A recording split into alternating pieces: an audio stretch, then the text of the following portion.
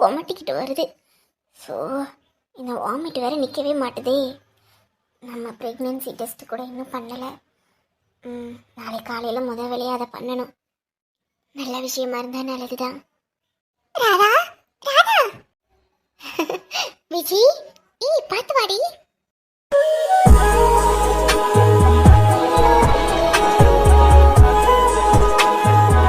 பைத்தியம் பைத்தியம், எதிரீடு விட்டு போன போடுதுல போடு, என்னை கூட்டிட்டு போயிருக்கலாம்ல.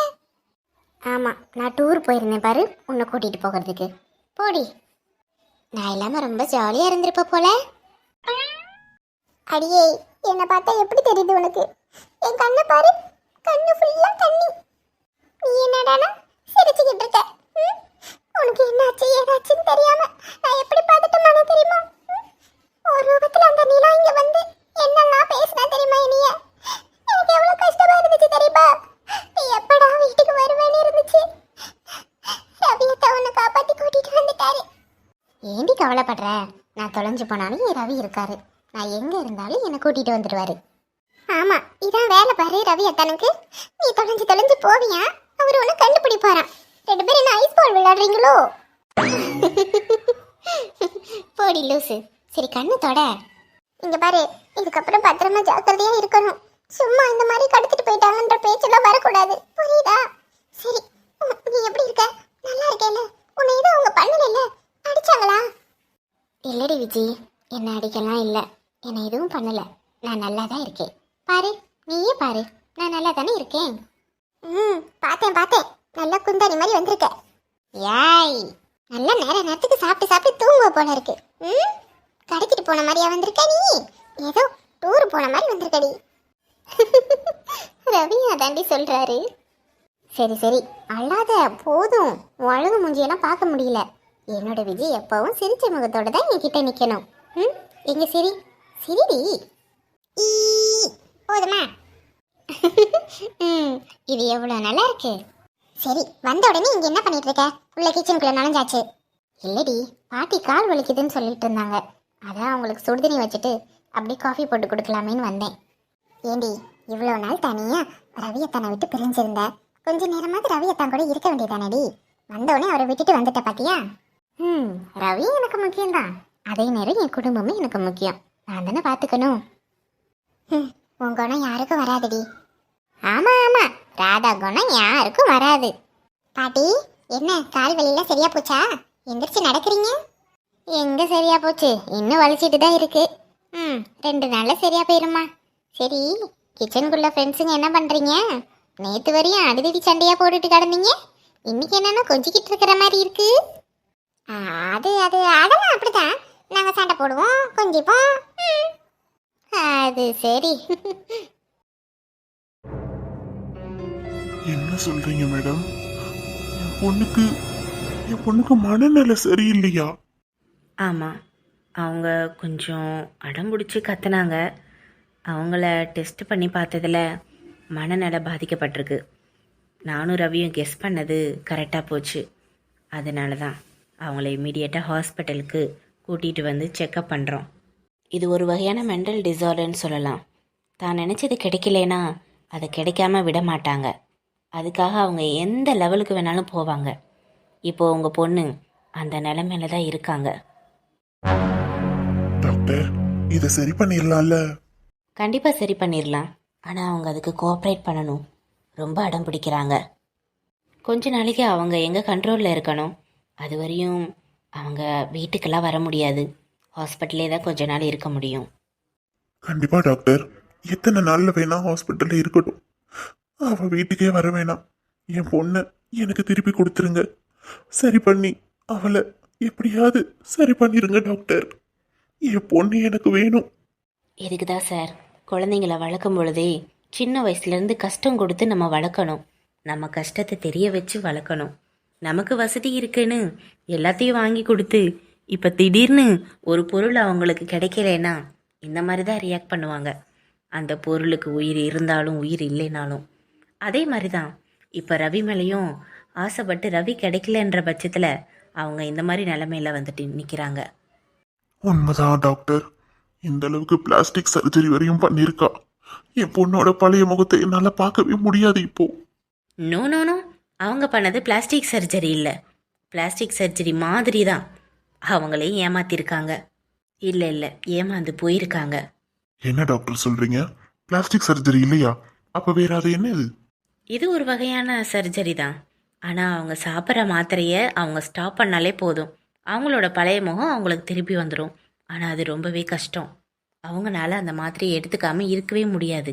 உடம்பெல்லாம் ஒரு மாதிரி எரிய ஆரம்பிக்கும். ஆனால் அந்த ஸ்டேஜை தாண்டிட்டாங்கன்னா அவங்களோட முகம் அவங்களுக்கு திருப்பி கிடச்சிரும். நிஜமாவா? நீங்க சொல்றது உண்மையா டாக்டர்? ஆமாம், உண்மைதான். ஆனால் அவங்க இப்போ இருக்கிற நிலமை ரொம்ப கஷ்டமான நிலமை. நிறைய கஷ்டத்தை அவங்க ஃபேஸ் பண்ண வேண்டியதாக இருக்கும். என் பொண்ணு ரொம்ப தைரியமானவ. எவ்வளவு கஷ்டத்தை வேணாலும் அவ தாங்குவா. தாங்கட்டும். இது அவளுக்கு ஒரு பாடம் மாதிரி. இதுல இருந்து அவ மீண்டு வந்தே ஆகணும். அவளுக்கு இன்னும் ஒரு வாழ்க்கை, நல்ல வாழ்க்கை இருக்கு. அதை அவ மிஸ் பண்ணிடக்கூடாது. கவலைப்படாதீங்க சார், நல்லதே நடக்கும்னு நம்புங்க. Thank you doctor.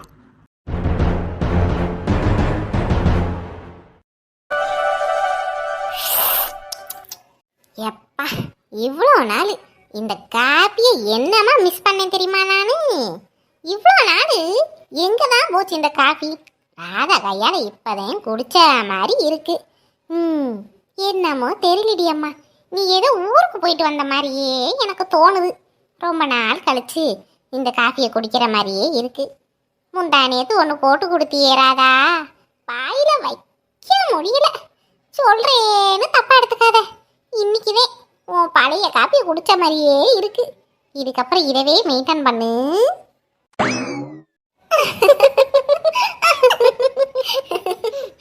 என்ன கிச்சனுக்குள்ள ஒரே சிரிப்பு சவுண்டா இருக்கு? நான் தான் இருக்கேல்லே, நான் இருக்கிற இடம் பூரா சிரிப்பாதே இருக்கும். ரொம்ப நாளுக்கு அப்புறம் இந்த வீட்டில் சந்தோஷம் வந்த மாதிரி இருக்கு அத்தை. சந்தோஷம் மட்டுமா வந்துச்சு? இங்க பாத்தியா, ராதா போடுற சூப்பரான காஃபியும் இன்னைக்கு தான் வந்திருக்குது. அப்படியா? எனக்கெல்லாம் காஃபி இல்லையா? உங்களுக்கு இல்லாம அத்தை, இதோ போட்டு தரேன். ராதா, அப்படியே எனக்கு இன்னொரு காஃபியும். ராதா, எனக்கும். சரி சரி, எல்லாருக்குமே மறுபடியும் காஃபி போட்டு தரேன். எந்திரிடி, மேலேயே ஏறி உட்காந்துருப்பா.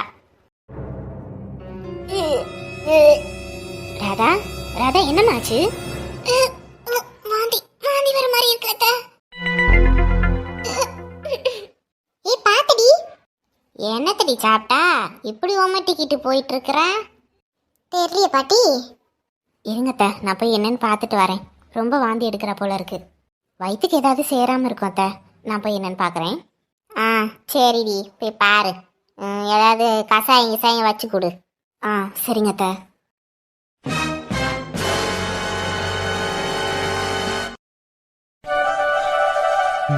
இந்த டீயை குடிக்கிறது ஒன்றுதேன், குடிக்காம இருக்கிறது ஒன்றுதேன். 10 ரூபா கொடுத்தா அழகா டீ கடையில் போட்டு தருவான். அப்படி சும்மா நறுக்குன்னு இருக்கும். வீட்டில் டீன்னு ஒன்று கேட்டால் போதும், உடனே மூஞ்சிய 3 முடத்துக்கு வச்சுக்கிட்டு ஏதோ ஒரு கழனி தண்ணி மாதிரி போட்டு கொடுத்துட்றா. அதையும் தலையெழுத்துன்னு குடிச்சுக்கிட்டு இருக்கேன். என்ன வெளியே உட்காந்து புலம்பிக்கிட்டு இருக்கீங்க? ஆத்தி, நம்ம வெளிய வாசல்ல உட்காந்து புலம்புறது அவளுக்கு உள்ள வரைக்கும் கேக்குதா? இதுக்கப்புறம் சத்தமா கூட பேச முடியாது போல இருக்கே. மனசுக்குள்ள பேசினா கூட கேட்கும் போல இருக்கு. காதை அறுத்து அப்படியே ஒட்ட வச்சிருப்பா போல இருக்கு. புருஷன் என்ன பண்றியா, என்ன பேசுறியான்னு. இதுக்கு மேல வாயை திறந்தோம் இந்த கழனி தண்ணியும் நமக்கு கிடைக்காது.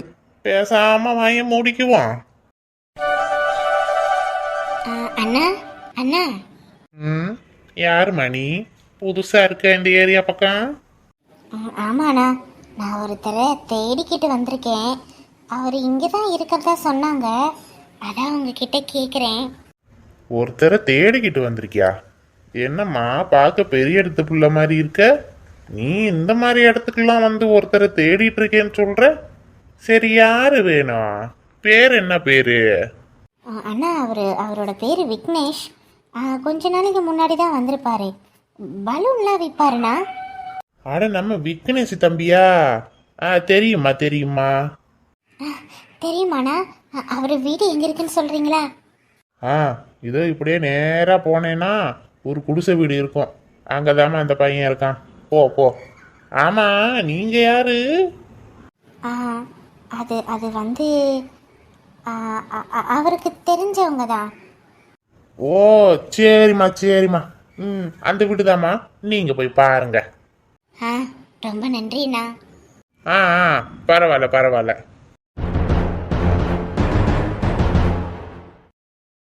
ஸ்கூல் நேரம் விட்டுருக்கணுமே, ஏன் கண்ணா இன்னும் வரல? அவனை பார்த்து எவ்வளோ நாள் ஆச்சு. ராதா, இங்கே என்னம்மா பண்ணுற? அத்தை, கண்ணா வர்றதுக்கு டைம் ஆச்சுல்ல, அதான் பார்த்துட்டு இருக்கேன் அவன் எப்போ வருவான்னு. வர நேரம் தானம்மா, வந்துருப்பானே. ஆமாத்த, வரட்டும் வரட்டும், நான் பார்த்துக்கிறேன். ராதா, என்ன ராதா, கண்ணா எதனா சேட்டை பண்ணிட்டானா? அவனை எதுவும் திட்டிராதம்மா, பாவம் சின்ன பையன். என்னத்த சொல்கிறீங்க? நான் ஏன் அவனை திட்ட போகிறேன்? இல்லைம்மா, கொஞ்ச நாளாவே கண்ணா உன்னை பார்த்தாலே பயப்படுறான். நீ அவனை திட்டிக்கிட்டே இருக்கேன்னு. ஒரு நாள் அடிச்சுட்டே இல்லை அவனை, அதுலேருந்து உன் பக்கத்தில் கூட வரதில்லை. என்கிட்ட தான் தூங்குறான், என்கிட்ட தான் சாப்பிட்றான். அதான் நீ இப்போ கண்ணாவை தேடவும் அவன் எதுவும் சேட்டை பண்ணிட்டானோன்னு கேட்குறேம்மா. என் தம்பி அடிக்கலாம் செஞ்சிருக்காளா அவ? பாவம், என் கண்ணா எவ்வளோ கஷ்டப்பட்டிருப்பான். இது வரைக்கும் அவன் மேலே நான் ஒரு கை கூட பட்டதில்லை. கண்ணா, கண்ணா, அக்கா கிட்ட வா. அச்சச்சோ, அக்கா கூப்பிடுறாளே. இப்ப அவ பக்கத்துல போக கூடாதுன்னு ரவியத்தான் சொல்லிருக்காரு. இல்லனா என்ன அடிப்பா. கண்ணா, என்னடா, அக்கா கிட்ட வா. உனக்கு பிடிச்சதை இன்னைக்கு சமைச்சு வச்சிருக்கேன். வா, அக்கா ஊட்டி விடுறேன், சாப்பிடு. கண்ணா, அக்கா கூப்பிடுற பாரு, என்னன்னு கேட்க மாட்டியா? எனக்கு அக்காவை பார்த்தா பயமா இருக்கு. என்னை இங்க இருந்து கூட்டிட்டு போங்க.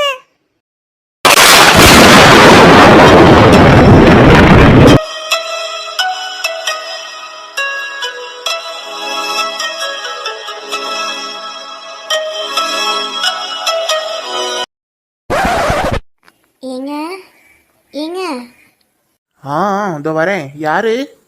நான் தாங்க. பானு, நீ நீ எப்படி இங்க? உங்களை தேடி விசாரிச்சுக்கிட்டு தான் வந்தேன். என்ன தேடியா? ஆமாம். என்ன தேடி ஏன் வந்த? நிமிர்ந்து என்ன பாருங்க. ஏன் என் முன்னாடி தலை குனிஞ்சு நிற்கிறீங்க? என் நிலமை அப்படி. தலை குடிய வேண்டிய இடத்துல தலை குனிஞ்சுதானே ஆகணும். ஏங்க, என்னங்க ஆச்சு? ஏன் இங்கே இருக்கீங்க? நல்லா தானே இருந்தீங்க. நீ ஏன் இப்படி கேட்குறேன்னு எனக்கு தெரியும் பானு. உன் முன்னாடி சவால் விட்டுட்டு போனேன், உன்னை விட நல்லா வாழ்ந்து காட்டுறேன்னு. ஆனால் இப்போ இப்படி இருக்கிற பார்த்து தானே நீ என்னை ஏன்னு கேட்க வந்திருக்க.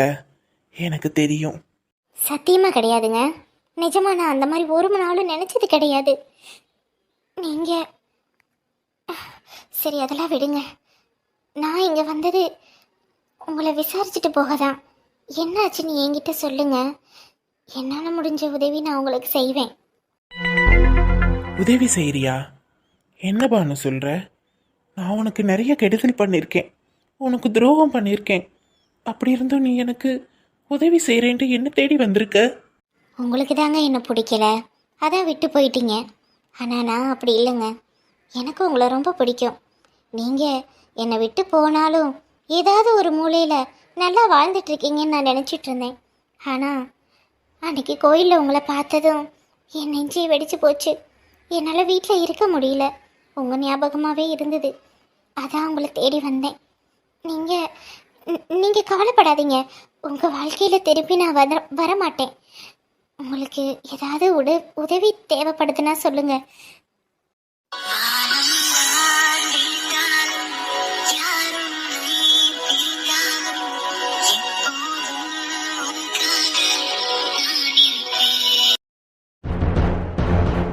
என்னடா சொல்ற? பைத்தியம் ஆயிட்டாளா? பைத்தியம் இல்லடா, அது ஒரு விதமான மனநோயா.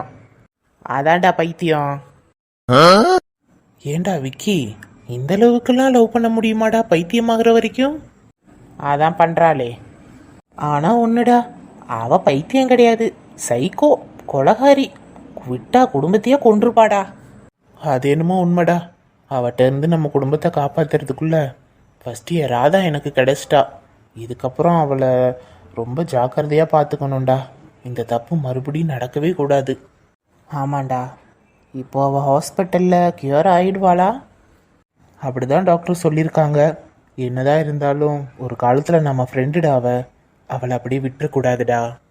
பைத்தியம் மாதிரி பேசாதடா. அவள் நமக்கு எவ்வளோ கெடுதல் பண்ணியிருக்கா. அவளை போய் இன்னும் ஃப்ரெண்டுன்னு சொல்லிட்டு இருக்கிற. அவள் எக்கட கேட்டால் நமக்கு என்ன? பேசாமல் இரு. அவள் அப்பா கிட்ட ஒப்படைச்சாச்சுல, அவர் பார்த்துப்பாரு. இதுக்கப்புறம் அவள் லைஃப்குள்ளே நம்ம மறுபடியும் மூக்க நுழைச்சி மறுபடியும் அவள் நம்மக்கிட்ட வந்து பேசி வேணாண்டா வேதாளம் முருங்கை மரம் ஏறின கதையே ஆயிராம. இல்லைடா, என்னால் தான் அவளுக்கு இந்த நிலமை. எனக்கு ஒரு கில்டி ஃபீலிங்காக இருக்குடா. இருந்தாலும் என்னால் முடிஞ்ச ஹெல்ப்பை நான் அவளுக்கு பண்ணுவேன். நீ சொன்னால் கேட்க மாட்ட. ஏய் ராதா, வர அமைதியாரு. ஓ ம் ரவி, டைம் ஆயிடுச்சு, தூங்கலாமா? ஆ ஆ, நீ போமா, நான் இதோ வரேன். ஆ சரி, சீக்கிரம் வாங்க. இதோ 2 நிமிஷம் சொல்லும், இதோ வந்துடுறேன். அம்மாடி ராதா, கையோட இப்பயே கூட்டிகிட்டு போயிருமா. 2 நிமிஷம்லாம் இங்கே உட்காந்து வச்சுன்னு வச்சுக்கேன், என் மண்டையை உருட்டிடுவான். டேய் விக்கி அண்ணா, நீங்கள் சாப்பிடலையே? நான் சாப்பிட்டுக்கிறேம்மா தங்கச்சி, நீங்கள் போய் ரெஸ்ட் எடுங்க. ரொம்ப டயர்டாக வேற இருக்க பார்க்கவே. என்ன டயர்டாக இருக்காளா? என்னடா சொல்கிற? என்னடா? இல்லை, ஏன் ராதா பார்த்தா டயர்டாக இருக்கிற மாதிரி இருக்கா. ராதா, உனக்கு உடம்புக்கு நல்லா தானே இருக்கு. ஹாஸ்பிட்டல் எதுவும் போவோமா? டேய், ஒரு பேச்சுக்கு பார்க்கறதுக்கு ரொம்ப டயர்டாக இருக்க, போய் தூங்கி எழுந்திரிச்சா சரியாகும்னு சொன்னா என்னடா ஓவரா பண்ணிட்டு இருக்க? அதுக்கு இல்லடா, அவ அந்த நிலா கஸ்டடியில் இருந்தா. லாஸ்ட் டைம் போதை ஊசிலாம் போட்டு ரொம்ப உடம்பு சரியில்லாம போயிருச்சுல. இந்த வாட்டி அந்த மாதிரி எதுவும் பண்ணியிருக்காளான்னு தான். காலையிலேருந்து வேற வாந்தி வேற எடுத்துகிட்டு இருந்தாடா. அதனால தான் பார்க்குறேன். தங்கச்சிம்மா, உனக்கு எதுவும் அப்படி எதுக்கும் தோணுதா என்ன? அவங்க உன்னை எதுவும் பண்ணல? அப்படிலாம் எதுவும் இல்லைண்ணா, நான் நல்லா தான் இருக்கேன், எனக்கு ஒன்றும் பிரச்சனை இல்லை. வாமிட் பண்ணிகிட்டே இருந்தேல்ல, அதான் கொஞ்சம் டயர்டாக இருக்குது. தூங்கி எழுந்திரிச்சேன்னா காலையில் சரியாயிடுவேன். சரிம்மா, நீ போய் ரெஸ்ட் எடு. ஆ, குட் நைட் விக்கி அண்ணா. குட் நைட்மா. என்னடா லுக்கு? ஏண்டா ராதா இவ்வளோ நாள் உன்னை பிரிஞ்சு தனியாக இருந்திருக்கா. கொஞ்ச நேரம் உன் கூட டைம் ஸ்பெண்ட் பண்ணலாமேன்னு கூப்பிட்டா என்னடா 2 நிமிஷம் இரு நான் வரேன்ற உடனே போவேனா? எந்திரிச்சு போடா. இதுக்கப்புறம் என் தங்கச்சியை தவிக்க விட்ட மவனே, அவ்வளோதான், நீ செத்தடி. அப்புறம் போடான்ற. போ, என் கண்ணு முன்னாடி நிற்காத, உடனே போ. என் தங்கச்சி கூப்பிட்றல்ல, பாவம் புள்ள மெனக்கெட்டு வந்து வாங்க ரவி தூங்கலான்னு கேட்குது. போடா. டேய், நீ இப்போ என்ன ஓட்டுறியா இல்லை உண்மையிலே அக்கறையாக இருக்கிற மாதிரி பேசுறியா? அடப்பாவி, இதுக்கு மேலே நான் இங்கே உட்காந்துருந்தா எனக்கு கிறுக்கு பிடிச்சி போயிடும். நான் கிளம்புறேன், நீ போனா போ, போகலைன்னா போ. டேய் நில்றா, போய் தூங்குற வழியை பாருடா. குட் நைட், காலையில் பார்க்கலாம்.